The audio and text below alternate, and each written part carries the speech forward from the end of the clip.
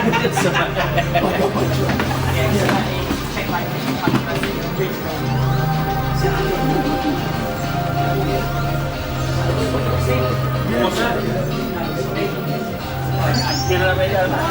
trouble is, I can't get the disc drive to line up the holes in the case, and that one's been through the gap and the plug is really supported, so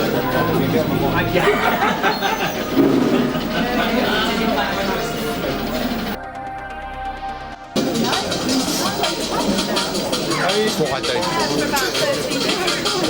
What? If you're bored, take a seat. Don't worry about it. It's fine.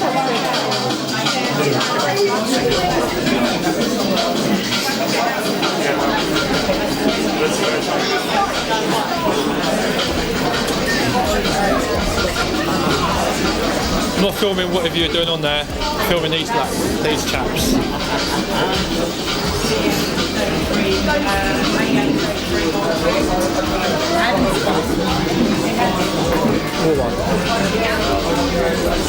You're too tall, you are.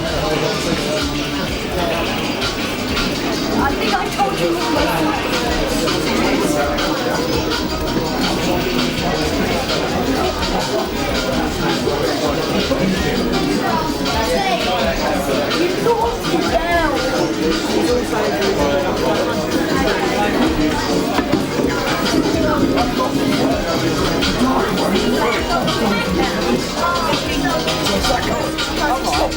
exactly that colour.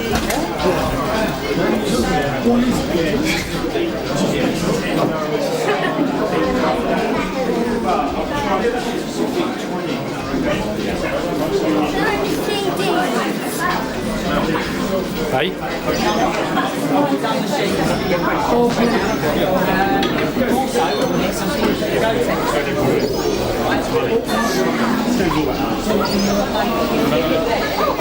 Because it's 3D camera, but it is quite cool. You see the space straight away.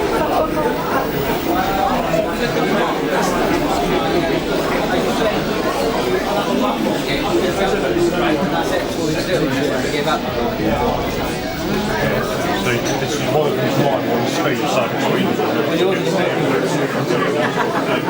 Enjoying your cake? yeah. Nice.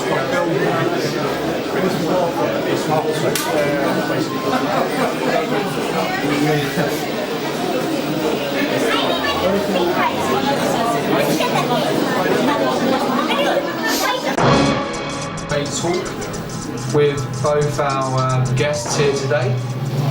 So if you want to make your way over to this table in the corner, Mark, put your hand up. Over here. In 5 minutes' time, you'll be able to hear all the wonderful stories that the guys have down this way.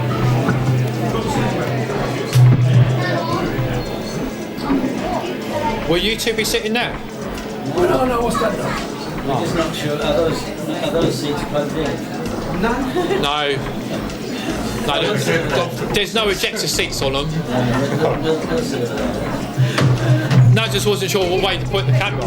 We'll go where you want. I'm ready.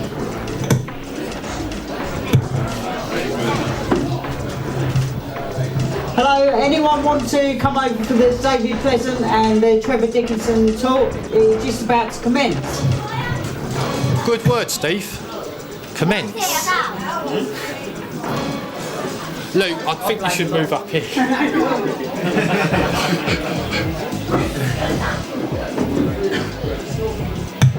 Plenty of seats at the front here. I've got it.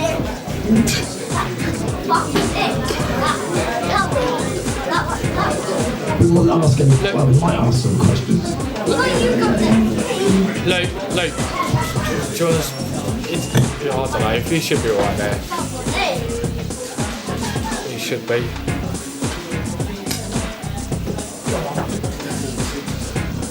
Yeah, there's a couple of seats here. A couple of seats here.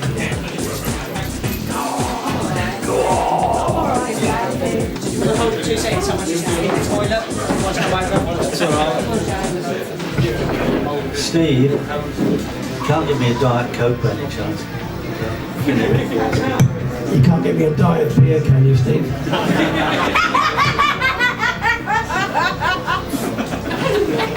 This is going to be a good audience. I think you like that. A couple of seats here. There's a couple of seats here, guys, if you want.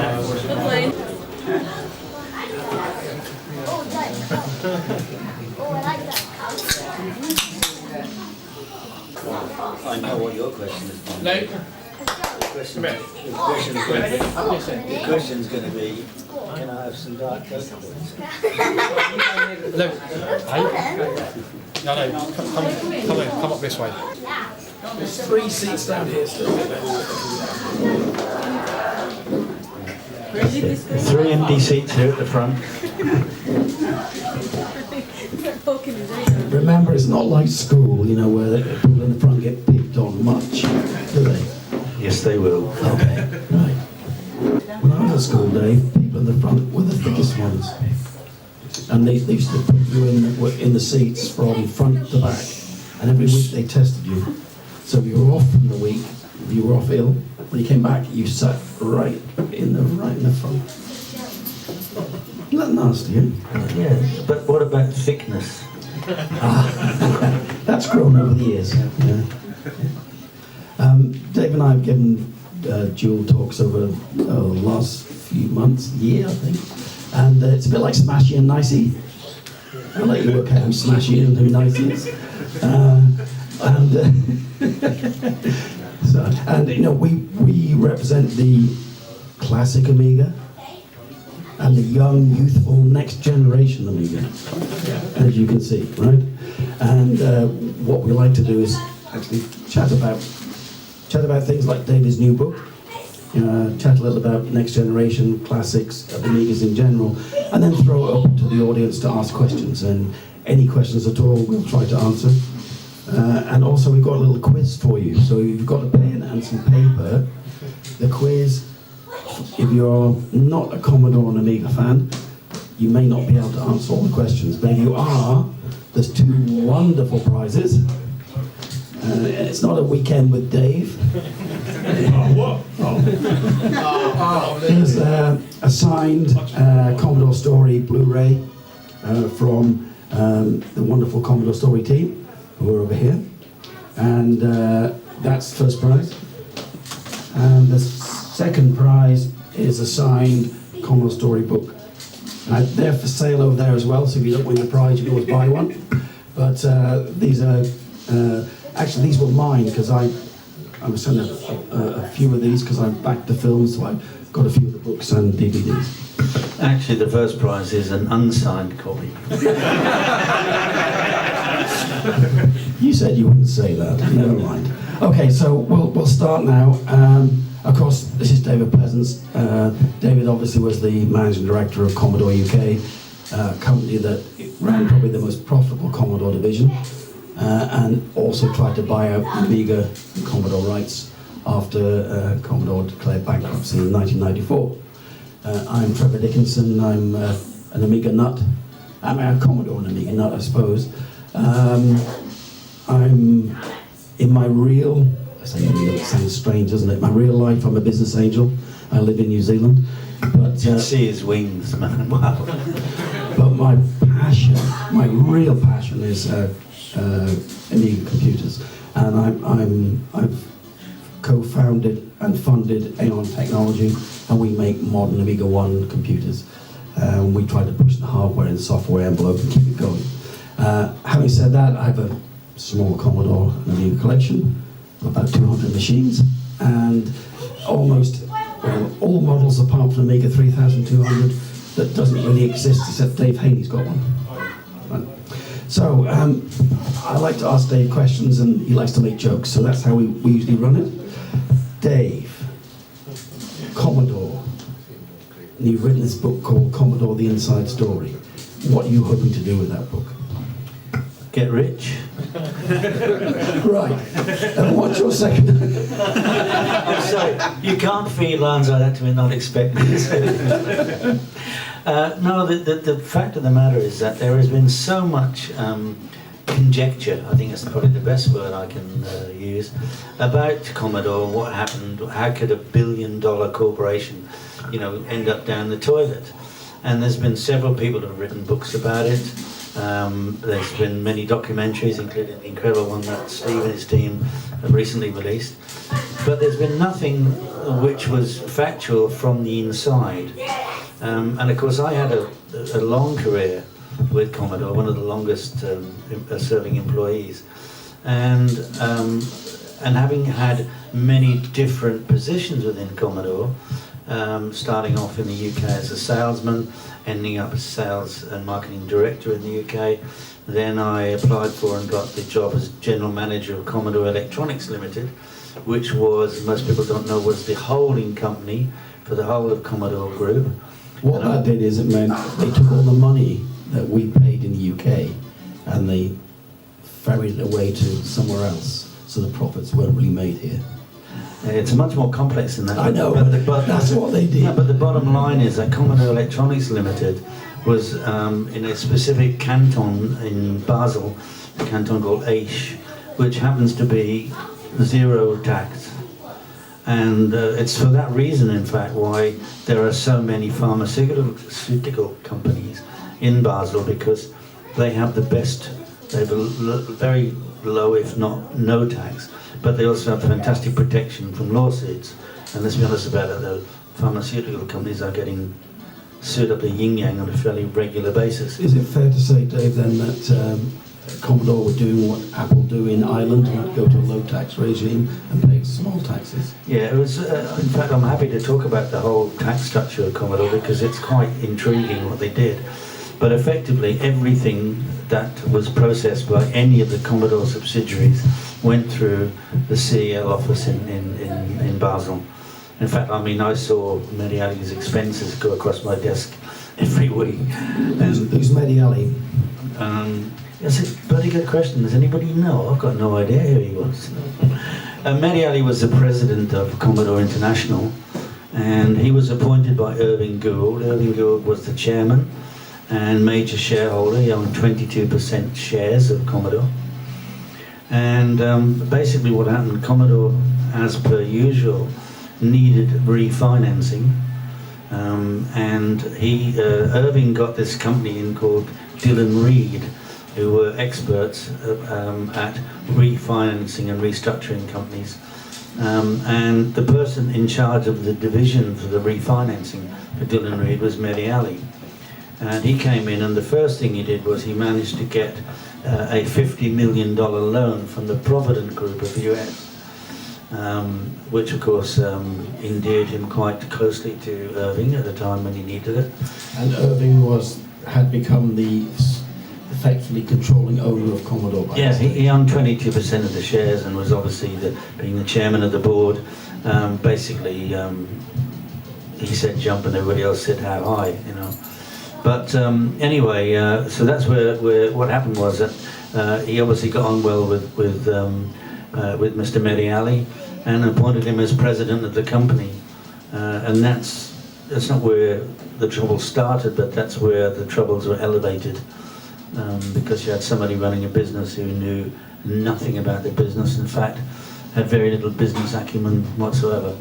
But anyway, getting back to my story, I was seeing Mediali's expenses go across my desk every day, and it was quite intriguing to see what money was spent and on what. Yeah. So anyway, just finishing that, then I went from CEL, I went to America for a year as a vice president of Commodore Inc., the sales company there, and then back to the UK as joint managing director because Commodore was in deep financial trouble, and my background and expertise is not in finance. Yes, I can read a balance sheet and all those things, but on the basis that we were really desperately in need of good financial control, I would only accept the position as a joint MD, and Colin Proudfoot, who was the financial guy, he became my co-managing director looking after the finances, and that was a really great team because it meant I could get sales and marketing and get that underway, and he looked after the pennies, if you like. So that's a quick overview of my extensive experience within Commodore, all these different positions and different countries. At CEL, for example, I was responsible for 35 countries, all of those countries where we did not have an operating office. I mean, I can remember from back in the day, I'm sure we all read Amiga Amiga Format, Commodore used Amiga, what else was there? Amiga World when I lived in the States. But the Amiga magazines back in the early, 94, 95, through the bankruptcy period, you seem to be in all the magazines all the time, you and Colin, and the idea of putting together a business plan to buy out the Commodore assets. How come you failed? Well, I'm afraid you're all going to have to buy my book.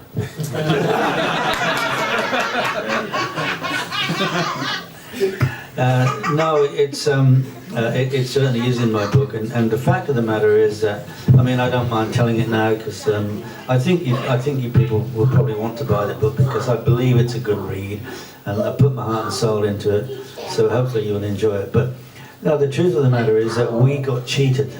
We got cheated out of our management by the worldwide assets, and we got cheated by a gentleman who put himself forward as some kind of a legend as far as Commodore and Amiga was concerned, and that was one Mr. Petrodichenko.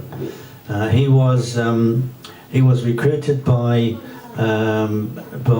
Bernard Van Tienen, who was the ex-general manager of Commodore Holland, who was a big crook. And I'm sad that I'm saying this because he's now passed away, but it's the truth. And in the book you'll see an article published by a Dutch magazine where they explain all the issues that he was involved in. And then I'll tell you a lot more about what happened. He was a crook. But he was recruited by Manfred Schmidt, who was also ex-Commodore. So Manfred Schmidt was the founder of ESCOM, yeah. And anyway, which had grown into be probably the second largest PC manufacturer in Europe at the time. Yeah, and basically what happened is that Colin and I had produced a very extensive and comprehensive business plan, which was so successful that, remember, this is back in 94, 95, we raised $50 million. 50 million bucks. It's hard to do that today, let alone all those years ago.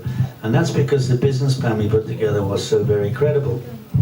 Now, the $50 million was made up of a number of contributors. There were some very high wealth individuals. There was one company that represented a VC investment group.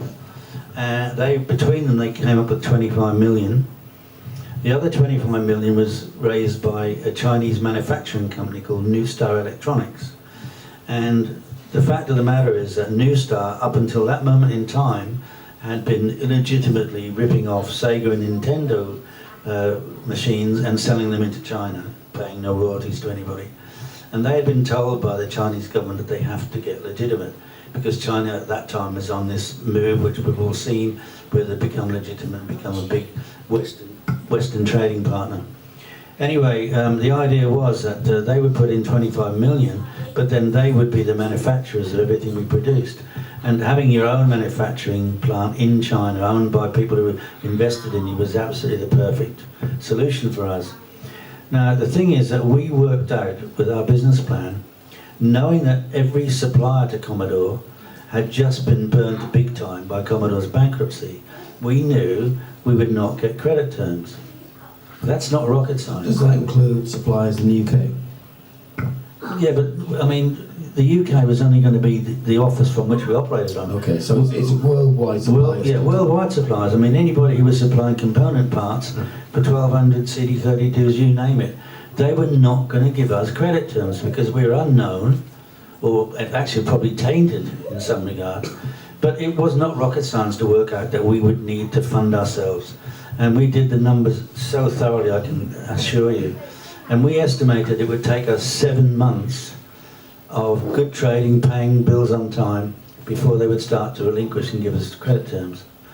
We then estimated that in order for us to achieve our business plan, the products that we intended to manufacture and deliver, it would take, we needed $50 million.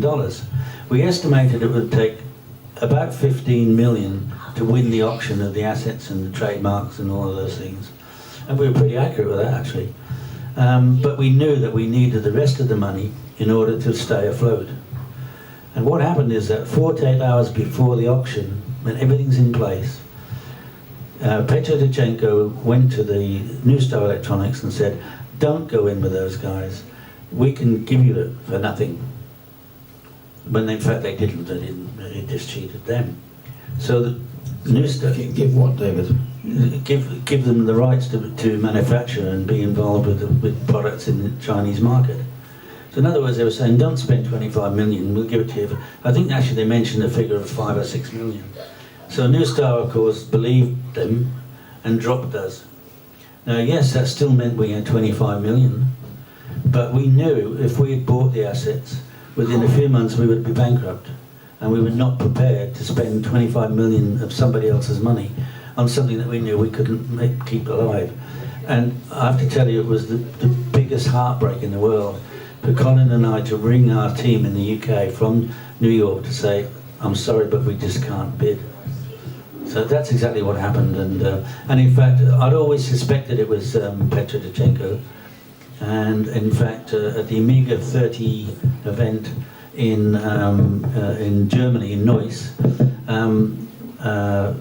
Colin ran into Petro Dichenko. Unfortunately, he didn't run into him with a truck, which he should have done. But he ran into him, and Colin asked him straight out and said, you know, was it you who got to New Star Electronics? And he admitted it. And all I can tell you is this: is that what ESCOM did or didn't do with Commodore and with Amiga is an absolute disgrace. It's a travesty. They didn't do anything with it that they could have done. The story, I'm not certain how great a job we would have done, but our heart was in it, and the business plan that we had produced was phenomenal. And it's just such a tragedy that we didn't get it. So that's the answer to your question. I mean, we all know, history shows that ESCOM a year later went bust. The bottom fell out the PC market with cheap PCs coming from the Far East. They'd overextended themselves by buying all the Rumbelows and Silica shops in the UK. I mean, it was really... I can remember the whole period, and I'm sure we all do, if we're Amiga fans, you know, hoping, wishing, willing. And it's quite interesting that how that would lead on to my own involvement with next generation Amigas. Because at that time, I wanted an Amiga 5000.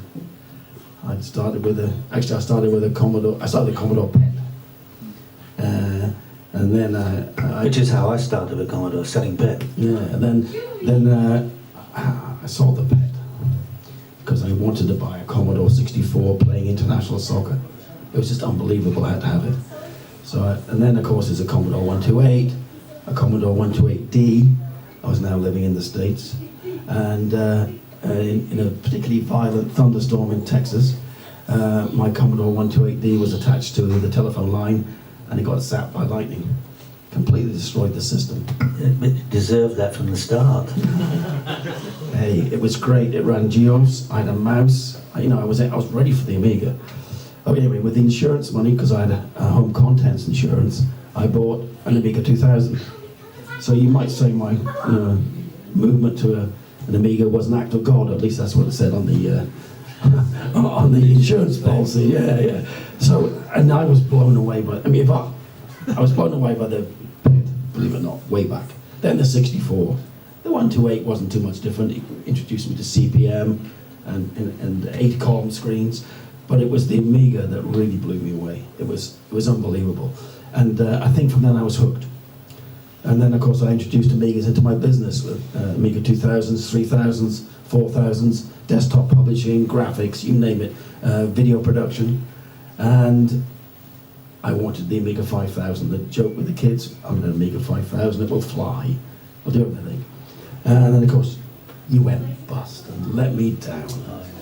Anyway, I always, like all of us, I had hopes there'd be another Amiga. And there was all those, ESCOM, no, fails.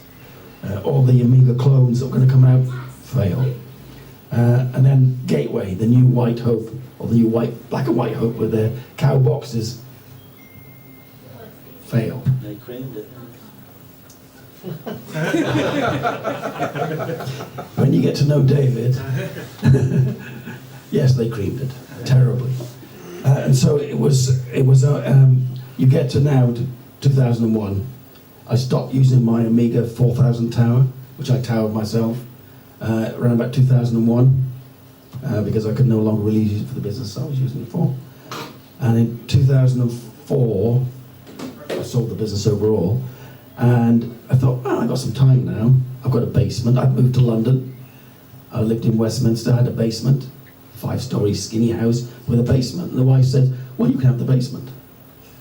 Well, that's great. Was that where you had to sleep as well? Yeah. It had no windows. It was a basement.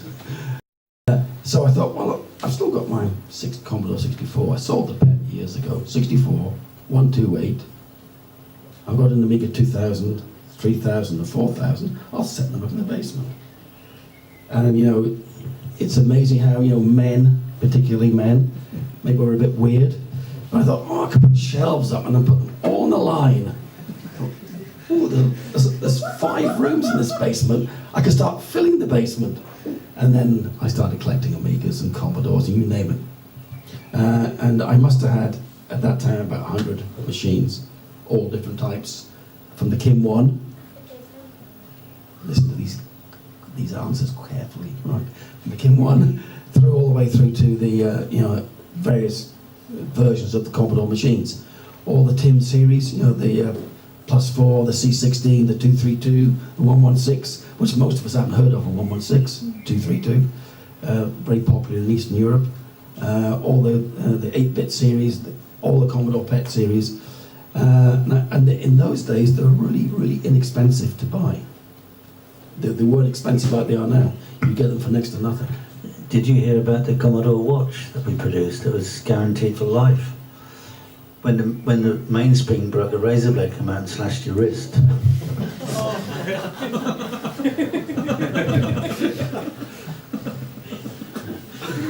Hey, that's a new one. Anyway, right. So I started getting friendly with, do you remember Amiga Future magazine? Robert Williams. There's a really good magazine done by by Seal. They were a Commodore user group, Amiga user group. And we started having Amiga days down in my basement, the 3 of us. And we started, you know, building machines, stripping them down. It's growing, isn't it? Stripping them down, building up Amathon machines. You're just having fun, like Amiga guys do, like Commodore guys do. And he'd arranged for, he'd been invited to a dinner with Michael Batlana. Michael's sitting there. And he and his fellow co-editor were going to meet with Michael, have dinner. When Michael goes to town, he usually has dinner with a bunch of, you know, Commodore and Amiga people, developers. And he'd invite those 2 along. Well, Mike couldn't go. So Robert said, well, do you want to go along? I said, oh, that'll be great, I'll come along with you. So I got to meet Mike for the first time.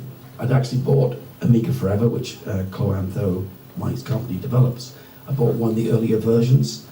I like to think it was version 1 or whatever the first version was, but it was in the late 90s, maybe 97, 98.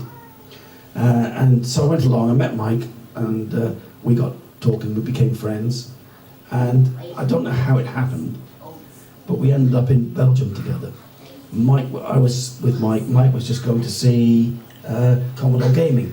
Does anyone remember Commodore Gaming? The PC cases. They made these fantastic airbrushed PC cases, but they were just powerful PCs. And I guess Mike's idea was, well, maybe I can get Amiga Forever in there, and it becomes, you know, their Commodore Gaming. I can get Amiga Forever running on there. So They wanted C64 for it. is that what they wanted? Which, yeah, because they were really fixated on C64, because they were Commodore. Maybe something to do with their licenses, who knows. So we went there to see them, and for some reason, we ended up in Belgium, and we met with the Hyperion guys, Ben Hermans and Everett Carlton. And they'd just been informed they were getting sued by Amiga Inc., so they weren't very happy. And it's funny how these things happen. You know, you go around in circles. We ended up having a few drinks, And I said, you know, if any time I can help out, just let me know. I'm an Amiga and Commodore guy. I want to support the next generation. And that's how we met up. And that's what really dragged me into the next generation scene, to be honest. Anyway, enough of next generation. We'll talk some more later. Dave, after you, one thing that surprised me, you spent a number of years with Commodore. We're not going to say how many, because that's one of the questions in the quiz. But after that failed, the tape, did you stay in computing? No, to be honest with you, and I'm almost ashamed to admit it, but after we got cheated out of the manage and buy it, which, you know, I tell you, we put in so many hours of work into that. I just felt completely battered and bruised, and I wanted to get completely under the radar and out of everything. And I ultimately, that's a bit extreme, but I actually remarried. And it was a bit extreme. Why is that extreme? Well, as a means to get under the radar, you know. And I married a girl from the Dominican Republic, and I took her to Australia. And in order for us to get our citizenship in Australia, which I do now have, we had to buy a business, and we bought a Mexican restaurant. Her being native Spanish speaker, and in my former life as a younger man, I was a flamenco player. So it made sense to buy this big restaurant, and it was very hard work. But in the end, we managed to get to qualify and get our citizenship and so on. So yeah, I left the industry completely and never expected to come back into it at all. Right, well, I know that obviously you have got involved again. It seems in the last few years, I mean, if you're an Amigan, you're always an Amigan. And you know, it doesn't matter if you go to PCs or Macs, you still come back to it, and there's still an elegant simplicity about using Amigas, you know, classic Amigas. But you kind of sucked in back to it. Look, there's a big retro craze. It's been happening now for several years. It's getting to a fever pitch now, I think. But back in 2015 was the 30th anniversary of the Amiga. And there were a number of 30th anniversary shows that happened all around the world. I don't know many 30th anniversary Apple shows. I don't really know many 30th anniversary Atari shows, or BBC Micro shows, or Spectrum shows. But there were big 30th anniversary shows all around the world. And I attended about 4 or 5 of them. I know Mike did the same. You attended the one in Neuss and the one in Amsterdam. Is that what dragged you back? Yeah, I was completely blown away. I suddenly got a, I think it was a Facebook message or an email, I can't remember, from the organisers of Amsterdam Amiga 30 event. That's Marcel Frankenet and Volker de Gans and Marvin Droogsma. And they said, would I please be a keynote speaker? And if I would, how much would I charge? And I was absolutely knocked out. I never imagined anything like it. So I said, look, I don't want to charge anything, but on the other hand, it shouldn't cost me anything. So if you want to, you know, budget Ryanair, whatever, I don't care, and a cheap hotel, I'll be glad to do it. And so I went there, and not knowing what to expect, and I got off stage, having done, I can't even remember what I spoke about. It was a really bemuddled sort of thing. I couldn't hear anyway. The noise in that place was terrible. It was really, and they didn't have a very good sound system. But anyway, and I was absolutely blown away by the amount of attention. It's like being a rock star. It's the most bizarre thing. I mean, you know, so many people seem to have hold me personally in some high regard, which all I was doing was a job that I loved and doing it, I think, pretty well. But I don't see myself in the kind of position that I've been put in now. And I can tell you now, as of this morning, I've got 2,780 friends on Facebook, and I think I know maybe 200 of them. But all the others are people that have contacted me and said, you know, we want to be your friend, please be up, you know.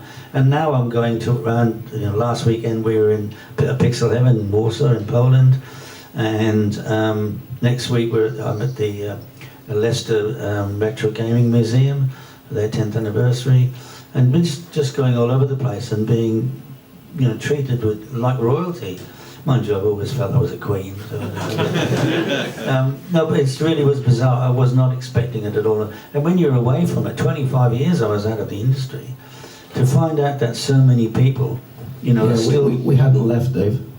No, it's really, really bizarre. And what I have found is that in writing my book, I've been asking people would they please give a short comment about what it was like dealing with Commodore, not just the UK, Commodore anywhere, just to get that insight. And nobody has refused. Every single person has said, oh, we're glad to, really enjoyed it. And I'm trying to get people to say bad things, because I want it to be the truth, warts and all, but hardly anybody will. We can do some for you, can't we? I'm sure we can. Yeah, I'm sure you can, yeah. I mean, I just, as recently as this morning, I got a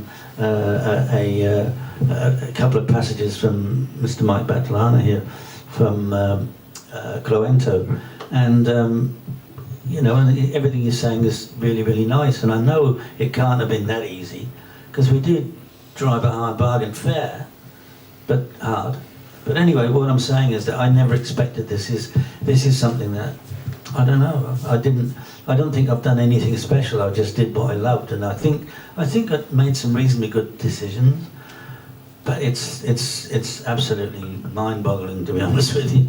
It does seem a little strange that the Amiga story always is a bittersweet story. The first Amiga movie I really saw was Viva Amiga, which, you know, always left me with a lump in the throat. That's why I like the Commodore story, because it gives you I think it's a great film still. It's a bit short, but great film. And it took 5 years to produce.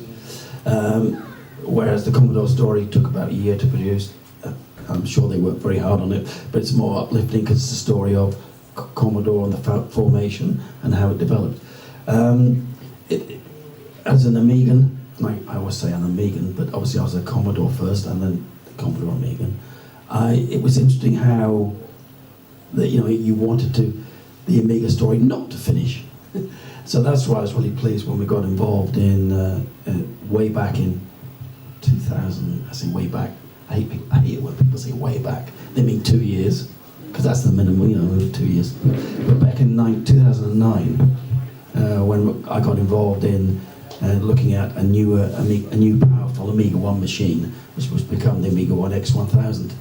And even that was fraught with problems. I mean, lots of problems behind the scenes, but problems with supply of the CPU for that machine, which was a PA Semi, I think 1862.5M or something like that. It was a dual core, 2 gigahertz power PC CPU. And then just as we were about to, we'd signed a contract with PA Semi for supply of 2,000 CPUs. Apple go and buy PA Semi and decide to close it down. And they said, well, you can have the CPUs still, but we did offer you them on 30 days credit terms, but now we want 2,000 times $500 up front if you want them. And we said we can't afford that. We've got to sell the machines first. Eventually, a story I only found out last year is that our hardware partner, Varasys, contacted Steve Jobs, sent him an email. Look, Steve, we've got this contract. It's really important for the company. Can you please release these CPUs so we can build this new Amiga 1? And Steve Jobs said one word email back: sorry. So he didn't give up. He sent another email, a big, long, impassioned email. Please, Steve, our company's future depends on this. And the reply this time was, well, if your company's future depends on this, it's not a very good company, Steve. 2 weeks later, they did release CPUs, but only a small number. And so it was interesting that Steve Jobs had a chance of buying, or Apple had the chance of buying Amiga way back in 1984 after CES, and all those years later, he's still involved, saying no, you can't have the CPUs. Interesting times. Getting back to the Amiga 30th in Amsterdam.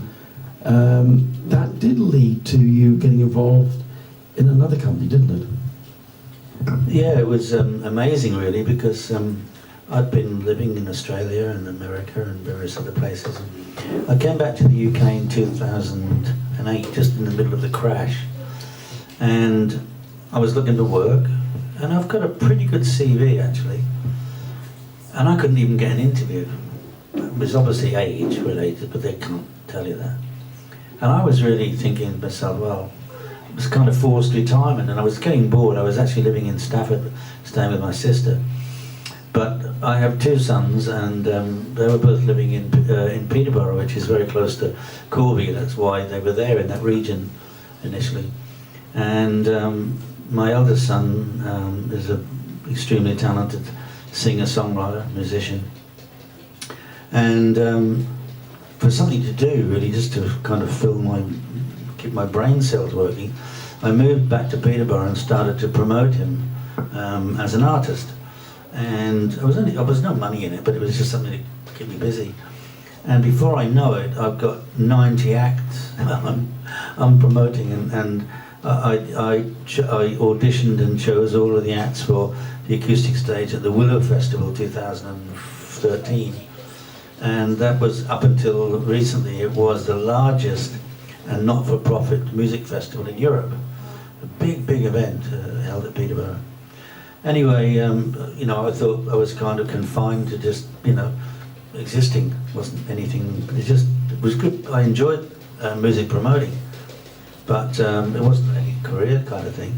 And then I went to the Amsterdam Amiga 30 event, and a couple of people there, they'd taken a booth that they were demonstrating a new product that they were working on, which is called Friend Unifying Platform.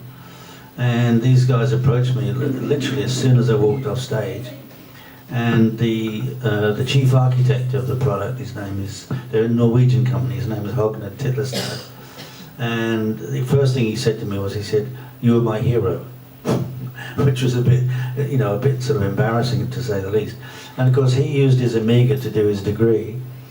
And what he'd done with he has taken all of the best features of the Amiga operating system and brought them into the 21st century. And they've developed a cloud and web-based operating environment that unifies everything. So you can have Windows and Linux and Mac all talk to each other and works on any device. That's a very simple explanation. It's much more complex than that. But anyway, I've made it clear all my life that I am a technical dumbass. I am not a technical person. I'm a good marketeer because I can, for example, tell you the benefits that something will give you, but don't ask me how it does it. If you want to know how it does that, I'll bring in a man who can tell you, or a lady who can tell you.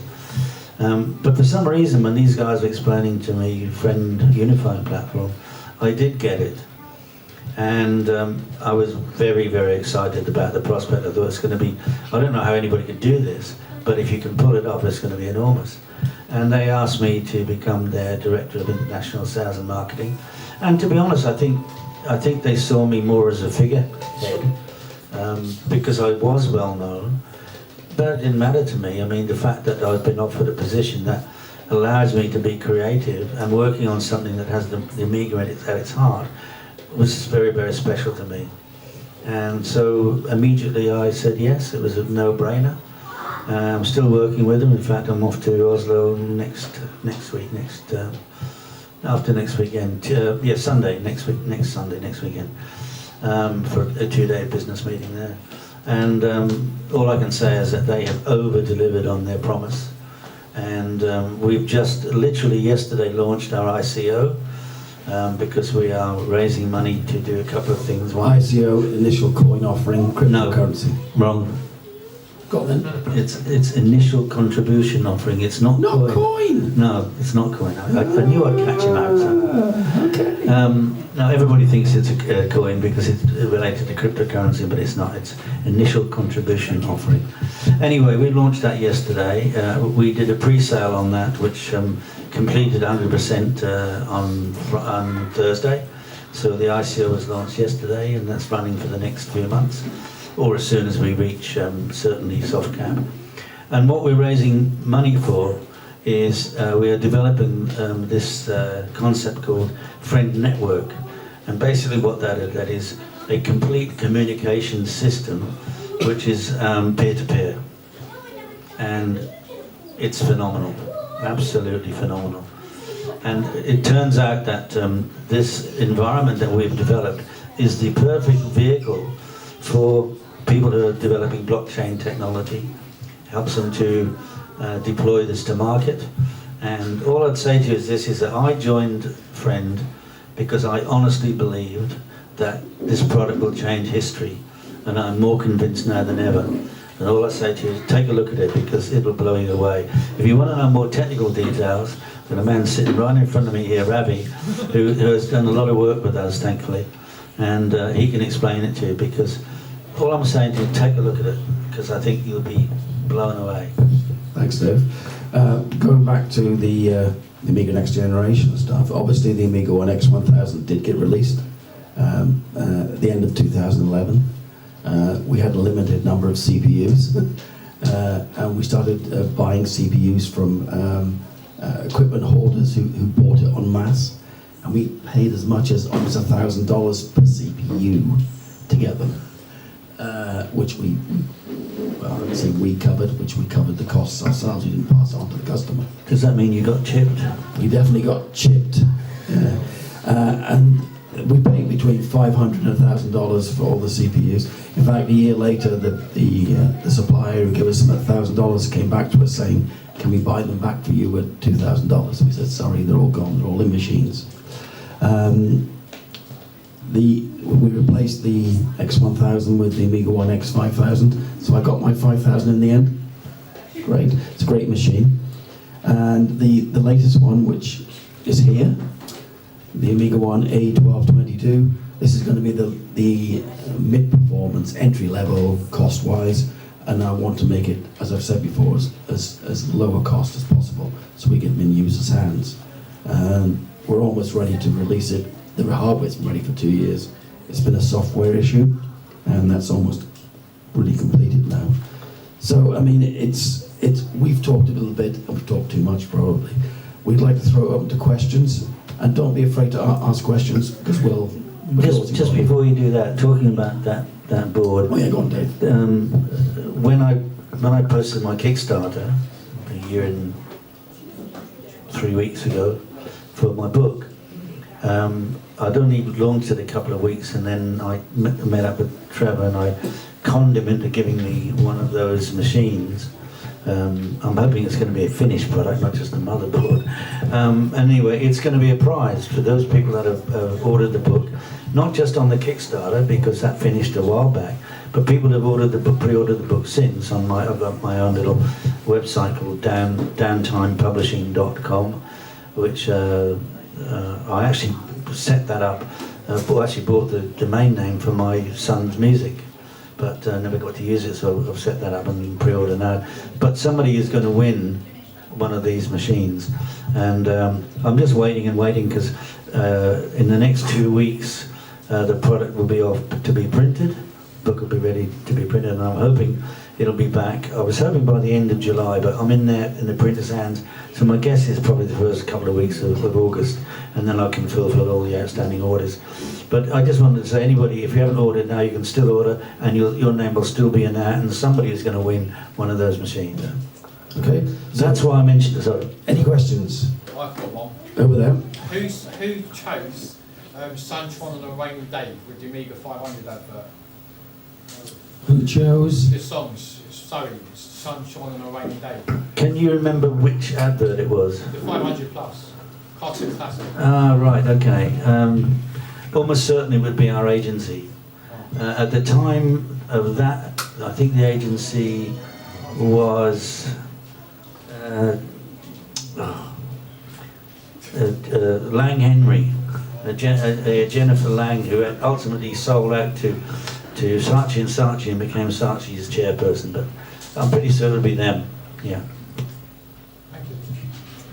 I mean, on this, talk about publicity. Well, one of the greatest publicity stunts ever, I think, because I'm biased, was the CD32 one. and the Sega. Does everyone know the story? If everyone knows the story, we won't repeat it because it's a really good story. Okay. Anybody want to hear it? Or you? Yeah, go on. Yeah. Go on then, yeah. Well, the truth of the matter is that the planned launch of the CD32 was, for the very first time in all the years I was a Commodore, planned properly, to be done properly and be done in a professional way, to the extent that we had, I built a relationship with all the software publishers, particularly the big games companies. I built a nice relationship with them, and so we had put development kits into all of their companies for them to develop specifically for the CD32, utilizing all the special features that the CD32 had. And the plan was that we were to launch the CD32 in the spring, late spring, early summer of the following year. And everything was on course, and I was thrilled to bits that we were actually doing something right. And then what happened is that Mr. Mediali, our illustrious leader, he came up to me and he said, right, I'm bringing the launch of the CD32 forward. I want it out for September, October time in the UK. And I said, you are completely crazy. Why? I said, because we have orders up to the yin-yang for 1200s, all booked in for Christmas sales, and we can't make any more 1200s. And I know if you launch a CD32, it will kill the 1200 sales. He said, no, well, it's not the same product. I need the extra revenue, and we need the money. I said, well, you're not going to get it. I said, but not only that, none of the games are ready for it. If you launch it ahead of time, then all you're going to do is find people very dissatisfied that what they're getting is no different, no better than what they can get on their 1200 already. Anyway, wouldn't listen, absolutely insisted it's got to happen.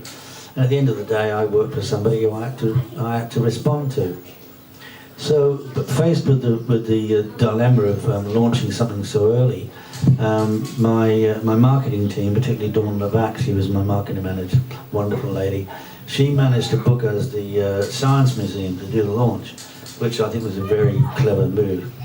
Anyway, what happened, as luck would have it, about 3 weeks prior to us launching the CD32, there was an article in, I think it was PC Week magazine. I've searched for it, I can't find it, but trust me, I know it was there. And it was an article where they interviewed Tom Kalinske, who was the president, worldwide president of Sega. And the interviewer said, all right, what about 32-bit CD-based games consoles? And he said, and I more or less quote, can't be done. If anybody could do it, it would be Sega. We haven't got anything, it can't be done. Thank you, God. 3 weeks before we're launching it, right? So, based on that, and of course the fact that they literally said it and it was in print, so the first thing I did... But at the time, you all remember the Sega advert. To be this good takes ages. To be this good takes Sega. Yeah, they span the word ages around to read Sega. It's very clever advertising. Anyway... Must be, because I still remember it. Anyway, I had a voiceover done, so at the launch we had this great sounding voice. It could have been Dan Wood, but I didn't know him then. Quoting what couldn't be done, and then of course with Smoke and Mirrors, and we launch it, and and by the way, it's going to be in your shops in October. It was phenomenal. And then about a week after that, I got a phone call from this guy, and he said, David, you're not going to remember me. He said, we've done some business together. He said, but I certainly remember you. He said, we have all these poster sites all over the country. And he said, have I got a deal for you? He said, I've got 3 of the 96 sheet poster sites, which are the biggest ones you can get, in central London. And he said, as you know, we charge 50% up front and then 50% the week before you go, put your posters up. He said, and I've got these 3 sites that the client has paid 50% and now they've cancelled. So he said, I'm going to offer them to you for half, for what's owed. Oh, and by the way, one of them's right outside Sega's head office. You don't get opportunities like that very often. You say, again, thank you, God, So what happened is that our agency, and it definitely was Lang Henry then, I said to them, what can we do? And they came up with this thing, and they said, you won't have the balls to run this. And it was, to be this good will take Sega ages. because they'd said so themselves. So we put that up right outside their head office, right, in the UK. And even without the internet, it went all over the world. I mean, everybody went crazy for it. And it just happened that about, it must have been a couple of weeks later, we had the industry dinner. We used to have this fabulous industry dinner called Indin that we raised money for charity. And it was like the Academy, but small scale. And we were at this Indian, always at the Gloucester Hotel. And we were there, I think I had 3 tables with my staff. Sega were there, Nintendo, and lots of the software companies. And Nick Alexander was the MD of Sega UK. And he walked over to me and he said, a bit close to home, Mr. Pleasance, a bit close to home. And I just said, well, where needs must, Nick, where needs must. And never another word was ever said about it, but they were seething, you can imagine. If anyone's got a photograph of that, all I've got is the photograph of the magazine. Have you got a really good photograph? Yes. Can you give me a copy? Because I've struggled to find that photograph, and it's one of the most brilliant, cheeky advertising things. It was cheeky, but because they'd said it, we had the right to repeat it, you know. Again, thank you, Lord. Right, other questions? Yeah, Dan. Ravi, yeah. I always wondered about Unix, and they had an Amiga Unix kind of link. They were releasing a few machines. Yeah, How did that come about? Well, I'll let Dave answer the question. For my collection, I've got an Amiga 2000 with Unix, and I've got an Amiga 3000 UX. Yeah, so yeah, with Unix. But go on. I mean, as I said, I'm not a technical person. As I understand it, the engineers at Commodore, the Amiga engineers, are always looking outside the circle and looking for different things. And I think they would propose various projects. And if they were convincing enough, they'd be told, yeah, okay, go ahead and see what you can produce. And I certainly remember the UX version, but I don't know of anything that... Well, the 2000, of course, you know, they were looking for any way of, you know, elongating the 2000's life. I mean, there was 2500. You know, they did lots of versions of it, you know, and they were doing anything to get money in, of course. So, I mean, that's what you do. You build something, and then you try and get money in for it. So they were trying to create. I mean, there's an Amiga, well, there's an Amiga 1500, as we know, to combat some perceived UK threat from Checkmate 1500, which really wasn't a threat, but never mind. That's not quite right. It is quite right. No, it's not. It's definitely quite right. No, it's the wrong way round, because Checkmate approached Commodore, and the person in charge at that time was Kieran Sumner, and he was responsible for the Amiga products, which then was the 1000 and the 2000. And he came up with the idea of the Amiga 1500 being a lower cost version of the 2000 to make it more affordable. And the guy from Checkmate, whose name I can't remember, Steve, right, he went in to see Kieran and said, I've got this product we've developed, and we want to call it the Amiga 1500, to which apparently Kieran told him to go and F himself. We'll sue you if you do.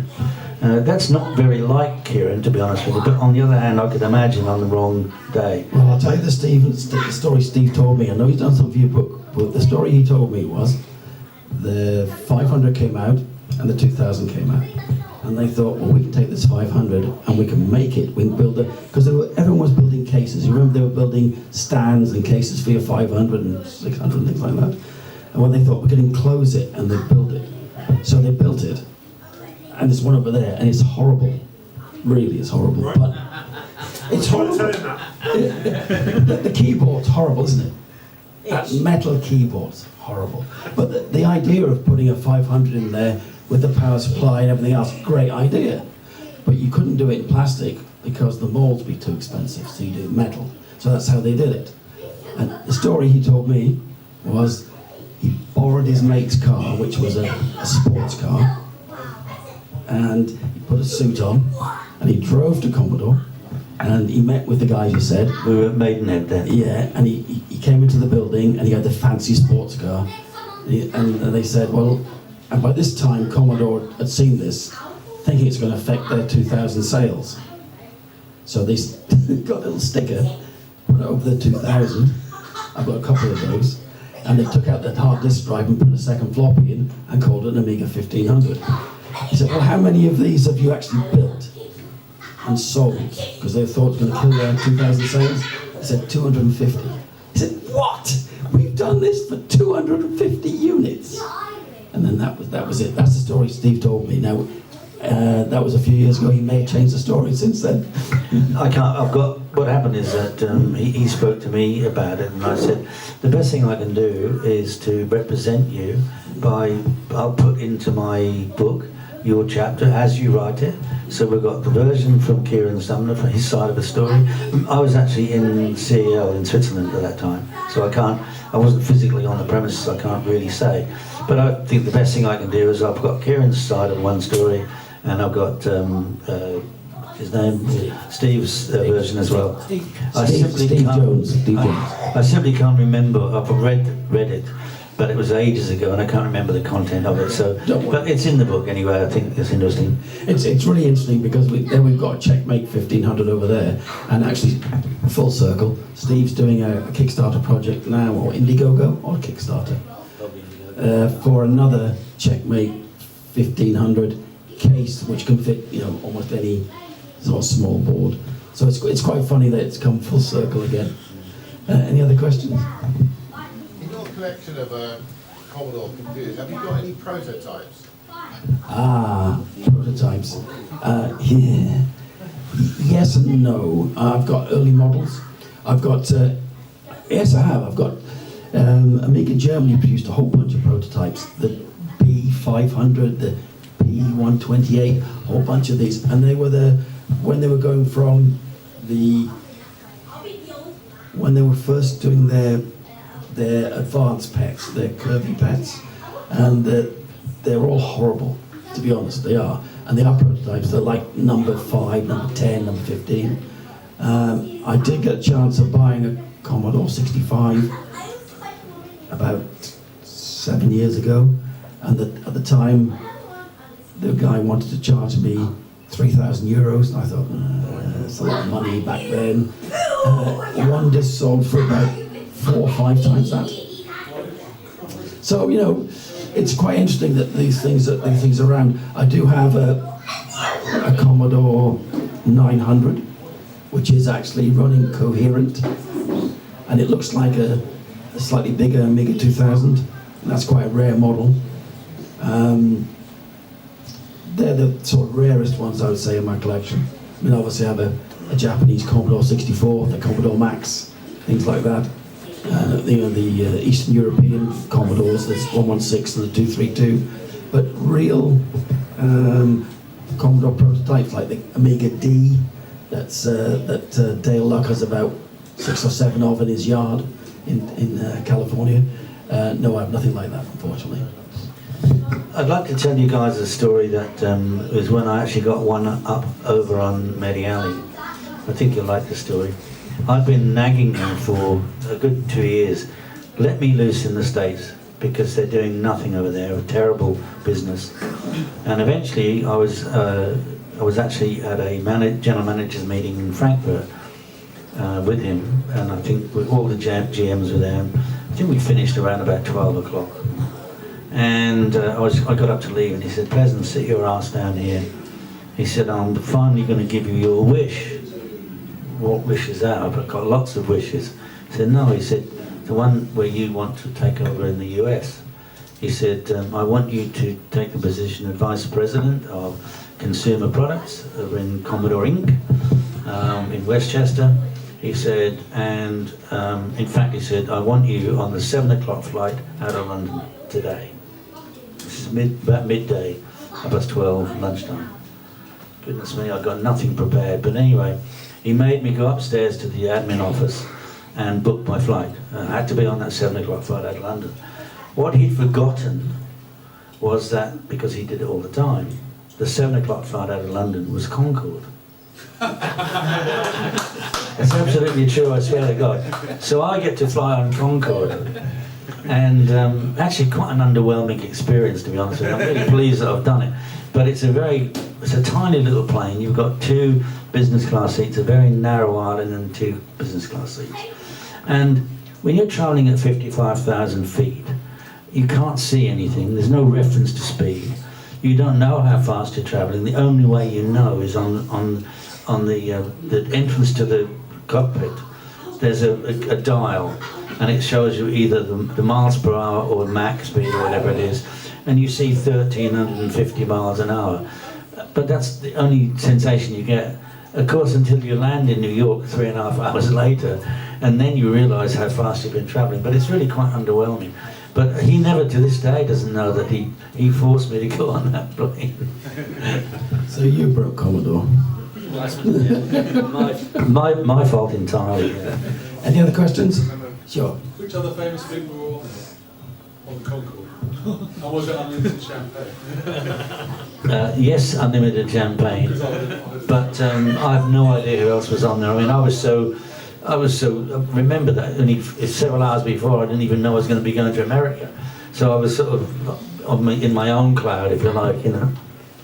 Your own cloud. It wasn't bad at all. I got a question. Yeah, sure. Yeah, I just wondered, you know, while you were running Commodore UK, but did you have much problem with like bootleg copies of Commodore machines, like Commodore 64? And one thing I'm thinking about is I think Argentina may have been used for repairing machines, and then there ended up to be like a bit of a market going on where they repaired them and actually sold them themselves, and they were called like Dream, something like Dream Commodore computers. Did you know anything about that, or did you have any problem with Argentina? Yeah. No idea. We had no relationships in South America. I would have loved that. We had no business relationships in South America. Yeah. There was loads of countries that we did no business in, including, I mean, this has always bemused me, is that we suddenly were told, because Mehdi Ali hired a new director of manufacturing, we were suddenly told, he said, close down Singapore, close down Hong Kong, and we'll open up one in the Philippines. And I never understood that, because we were a company. Why as a company, if you had no business in the Far East, you're not selling anything into anywhere in the Far East, and we weren't, why would you build your product in a factory that took 5 weeks by sea to get to your big market? It didn't make any commercial sense. And then we found out that the person he had hired, Mehdi Ali, was a terrible person for hiring. He'd previously been with a company who'd got, and he worked in the Philippines. He had a mistress there. And that was his reason for telling us to build a factory. So not Miss Amiga then? No, Miss Philippines. One more question over there, I think there was. Or 2 more questions over there. If we do a Retcon next year, would you be welcome to come back? Well, if it's always this time of year, I'm usually in London, so yes. I can't commit to it. I certainly will if I'm going to be around, but I'm hoping in the next 2-3 months to move permanently to Miami. It's a bitch, but somebody's got to do it. You know? So it really depends. I mean, I believe that my role will still be a lot of travelling. So if I can work it around the dates, yeah, of course I will. But I can't promise because I don't know where I'm going to be. Right, one more question. Just a quick one. Rob, yeah. I love the idea of using a new Amiga. I think that's fantastic. What would be the best sort of use for it? Is it more productivity? Are you expecting people to use it for games? Yeah, that's a great question, because I've asked that a lot. To make him rich. Yeah. Like you said, I wish. It's never going to make me rich, but it doesn't matter to me, because for me it's all about continuing with the Amiga legacy. What you can use it for? Whatever you want. And that's what I always say. It's not about, is it going to be the latest PC or Mac or Android machine or tablet. It's about Amiga fun. Does it feel like Amiga? Does it operate like Amiga? You know, does it give you that real Amiga feel and flavour? You know, we lack it. Software is the toughest thing, to be honest, and keeping software up to date is really difficult. But one of the things we've been doing, within Aeon at least, is creating more and more software content for our machines, because we want to keep it relevant. We do need a new browser. We've got some really good browsers, but really... Well, friend needs to develop a browser to run on our Amiga. That'd be fantastic in the cloud, but we need a browser to do that. And that's the problem. So, it sounds like I'm ducking the question, but it's not. I use my Amiga for all sorts of things. And as an experiment, I do Amiga blogs. And for an experiment, I actually did one of my blogs on my A1222, my table. And it worked fine. I'd prefer to do it on my Amiga 1X 1000 or 5000. But it doesn't matter, you can still use it. So use it for what you want. I mean, it really is what were Amigas used for. When we speak to people like Dale Luck and RJ Michael, they cannot believe what people use their Amigas in the past, what used their Amigas for. They can't believe there are still people like you, me, around today talking about Amiga. RJ Michael, I think, said in your movie, it's one of the best things he's done in his life. Apart from obviously kids and getting married and what else the Roman's done for us, working for Google, things like that. But it's one of the best things he's done in his life. Yeah. I'd just like to say a little bit about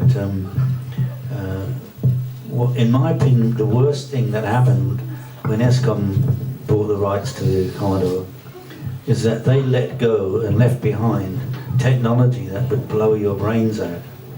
We had this project called Ombre, and it was being developed by Dr. Ed Hepler. And basically it was an HP RISC-based core into which they put a 3D rendering engine, a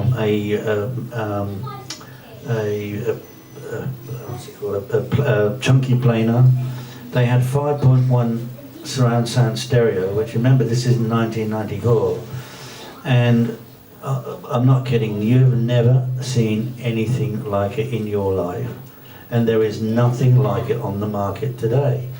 And this is all those years ago. And so what did ESCOM do? They just let everybody go. They didn't take the technology, did nothing with it. Now, I can assure you that that would not have been Amiga backwards compatible. It would be impossible to do that. But it would have given us a whole range of products that would have kept and kept a legacy of the architecture and the engineering behind it, and would have opened up a whole new world to everybody. And it's insane that that product has just been lost and left behind. And I can't begin to tell you how sad I am about that. Dreadful. Right, well, now we're going to do a quiz. There's paper here. There's 10 questions. You don't have to take part if you don't want to, but if you want to pass that round.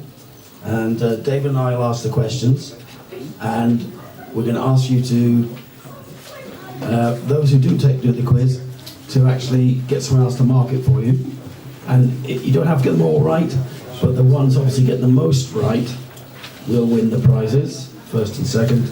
And if there's a tie, there's a tie-breaker question. So so I'm not going to start with this. Let's keep passing.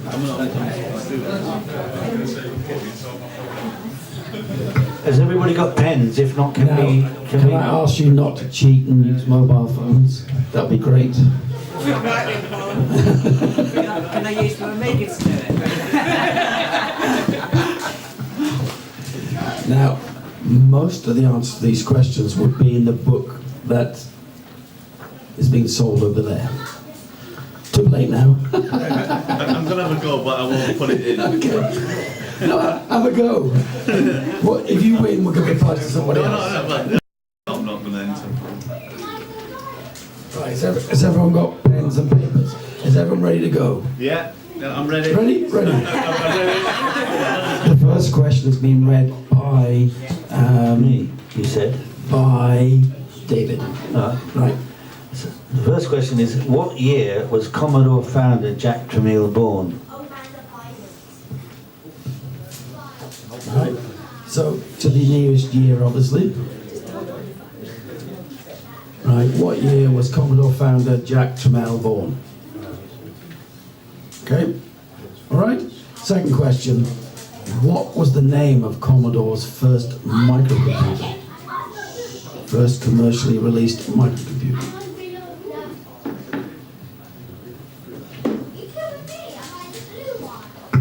So question 3. How much did Commodore pay Bill Gates for Microsoft Basic? Now the answer is not what I thought the answer was, but it's the answer that Leonard Tramiel gave in the book. So it's what the answer's in that book. Right, number 4. What was the VIC-20 called when it was released in Japan?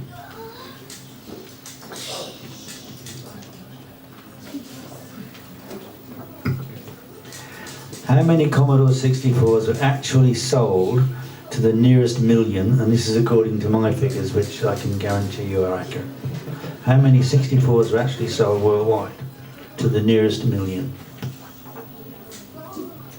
Number 6, an easy one really, just to, soften you up.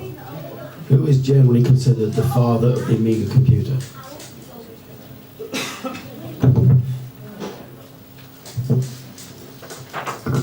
Okay, question 7. Which 2 Amiga developers wrote the Boing Ball demo?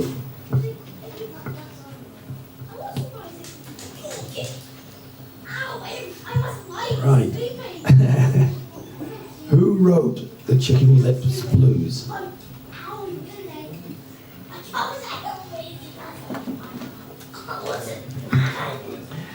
How many years to the nearest year did David Pleasant, I don't know who he is, work for Commodore? How many years to the nearest year did I actually work for Commodore? And he obviously is going to give the right answer. Is it 3 digits? I might cheat. Now, next one. Name the 3 Amiga 1 motherboards developed by Aeon Technology so far. He's just been talking about them, so you should remember them. Maybe, maybe not. And there's a tie-breaker question. In case there's a draw, there's a tie-breaker question, which is just a sentence, please, in your answer. Why does the Amiga still have such a loyal fan base?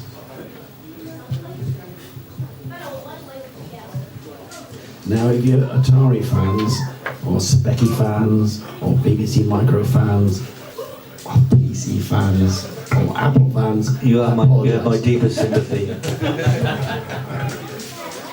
Right. So, if you've got all your answers, can you pass it to someone else? Put your name on the top. Swap your questions, and we'll go through the answers. Yeah. Okay, how many people actually did the quiz? Hands up, please. 1.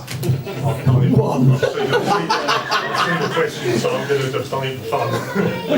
Doesn't matter. You might only have one right. Might be the only one, didn't it? So how many did the quiz? 1, 2. Well, we don't need to look through it. Oh, that's it. Yeah, 2 winners. Give the 3. 3. Oh, well, let's just go through the answers then. Okay. What year was Commodore founder Jack Tramiel born? What's your answers? I've got 1954 for it, so it was founded. 45. No, it was when he was born. Not Oh, when he was born, founded. sorry. 1928, I thought. Anybody else? Well, the right answer is 1928. Yeah. What was the name of Commodore's first microcomputer? Who was that? Kim 1. Yes, correct, Kim 1. How much, according to the book, according to Leonard, did Commodore pay Bill Gates for Microsoft Basic? Nobody? It wasn't a lot, was it? I put $2,000, but it was a standard. Is it 50,000? $50,000 is correct, yeah. According to Leonard. I thought it was $25,000. That's the number I heard before. But you know that Tramiel's always where he exaggerate everything. It could have been. Even the year he was born, because he actually swapped it. Yeah. Yeah, we got the wrong year down because we've got the year that he told the army. Yeah. 1927, but it was 1928 because Jack wanted to join the army, so he said he was born a year earlier so he could join the army. What was the VIC-20 called in Japan? VIC 1001. VIC 1001. Yeah. knowledge will go. How many Commodore 64s were actually made, Dave? The actual sales figure is just a gnat's under 27 million.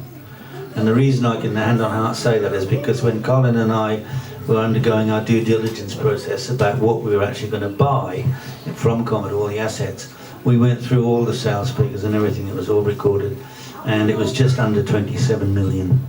Would you know then what the sales figures at that time were for the Amiga combined? I saw them, but I didn't register. It was simply that everybody had been asking about how many 64s had been sold, and so I naturally sort of soaked it up, you know. I don't remember, but Amiga. Which two Amiga developers wrote the Bowling Ball demo? David Haney was one. Okay, he wasn't. I wasn't sure. Not Dave Haney. No? Nobody? RJ Michael and Dale Luck. Some stuff's gone in. She's learning. Who wrote the Chicken Lit Blues? Dave Haney. Yeah. How many years to the nearest year did David Pleasance work for Commodore? 15 years? Anybody else? I put 20. 20. You're not that old. The answer's not the T-shirt, right? No. The answer is actually 13 years. It was about 12 and 3/4 years. Unlucky for some. Yeah, okay, right then. Right, and name the three Amiga 1 motherboards developed by Aeon Technology so far. The answers are... It's 5,000. 1,000 and the other one. Between two. The motherboards are Nemo, Cyrus, and Tabor. So we don't need, I don't think we're going to need a tiebreaker, so we won't ask that questions. So who actually did a quiz? Let's see the answers. I've got 3. That's okay. You did very well. I got 2. That's all right. Anybody else? Nobody else did the quiz? Oh, you've got lost. On a process that's really difficult calculation. Did you need a computer? On the process of elimination.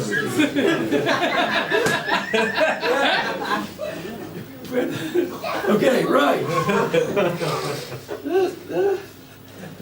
Do you want a drum roll? None right. No, ham and cheese rather than One right. 3 right. Okay, so there's no names on it. Is that yours? I was at that. Mine's all with the ready gone. The ready. That's the other one. Right. Well done. Thank you.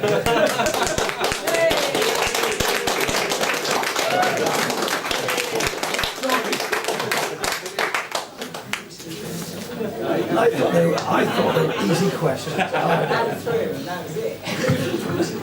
So guys, thank you so much for inviting Trevor and I to do our little duet, our double act.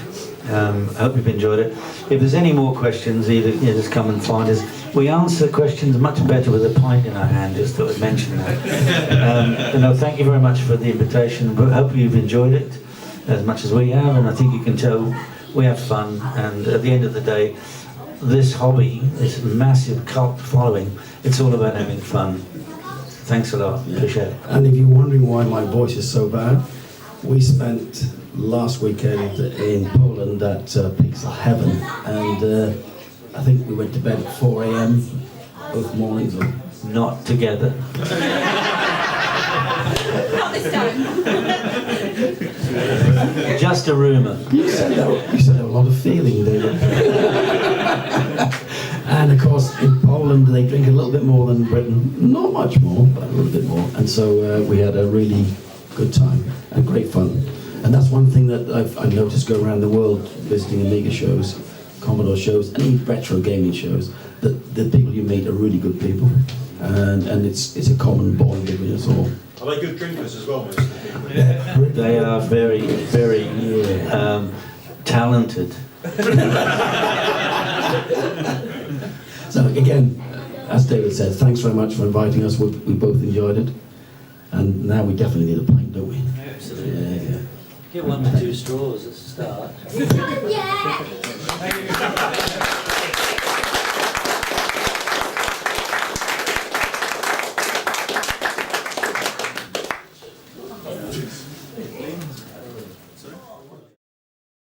Right, the after bit of Retcon we've now finished. A little bit after. What did you think of it then, Rob? I thought it was great. It was a really good turnout, a good number of people. Nice to see some famous faces. Thanks a lot to the guests for their attending. And we only had one machine fail, so overall pretty good. Yeah, and would you want to do it again? I'm really looking forward to next year already. A lot of people on the reviews are asking for that, so roll on Retcon 2. Alright, that's very good. I'll catch you later, Rob, yeah? See you later. Right, what did you think, Dan, of Retcon this year? Yeah, I thought it was quite amazing number of machines that were running at the same time. Yeah. There were so many different machines. Any favourite machines of yours? Yeah, I mean, seeing the Nest gone, but actually playing that game for real was quite amazing, quite an amazing experience. So. Yeah. And what did you think about the turnout this year? Yeah, I mean, it was much better than we expected beforehand, so that's Okay. great news to see all those people going there. Yeah, I didn't see one person with an unhappy face, so That sounds it's all good. And would you want to do it again? Yeah, I'd love to do it again. It was so good last time. So. Okay, alright, thanks very much, Dan. So, Mark, what did you think of Retcon this year? I thought it went really well. It went better than expected, I felt. I was really, really pleased with the outcome. It was great to see so many people involved in playing on the machines. And it was great to meet Trevor and David. And the Commodore story. I think it was excellent meeting them. Yeah. It's a shame about your BBC though, wasn't it? Yes, I had a bit of bad luck when it comes to our machines. One plume of smoke.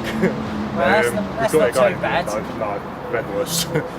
And would you want to do next year? Definitely, yeah, I think that'd be great. Because we had such good feedback, I think it'd be excellent. I really enjoyed setting it up and doing that. So, Okay, alright, well hopefully we'll do it again next year then. fingers crossed. Thanks very much, Mark. No problem. So, Steve, just finished Retcon 1. What are your thoughts? Very good. Extremely hard work setting it up. Took a few hours on Facebook and things like that. Thanks to yourself and Mark for helping us out. Any favourite points of the day? Favourite things of the day? Apart from blowing the booty blowing up, nice to meet Trevor again and David. They're a great team, I think. Very funny.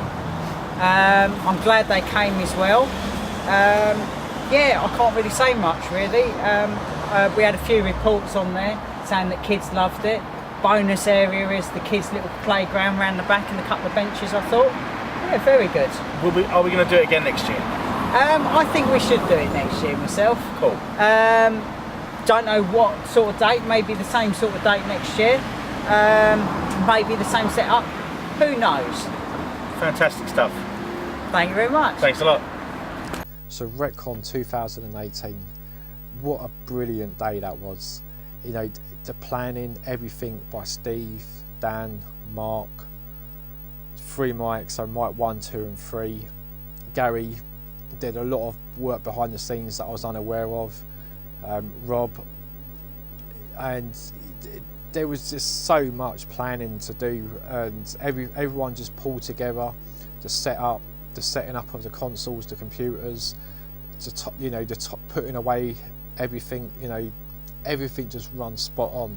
As Mark said, there's one computer that went wrong, and that was the BBC. One of the caps Mark did prior to the day, I think it was on the Friday, that actually blew up. But Steve and Mark was out there desoldering or putting it back together, and it was sorted out. And the amount of people that turned up, just friendly, like-minded people, and bang on exactly what we wanted. And having the likes of David Pleasance there, and Trevor Dickinson, Steve Fletcher, the speech with David and Trevor, just just brilliant it was, and so much in depth that they went talking about the Amiga and the Commodore and Trevor's add-ons and the Amiga the next gen, or whatever, but just so much interest there, and everybody stuck around for that.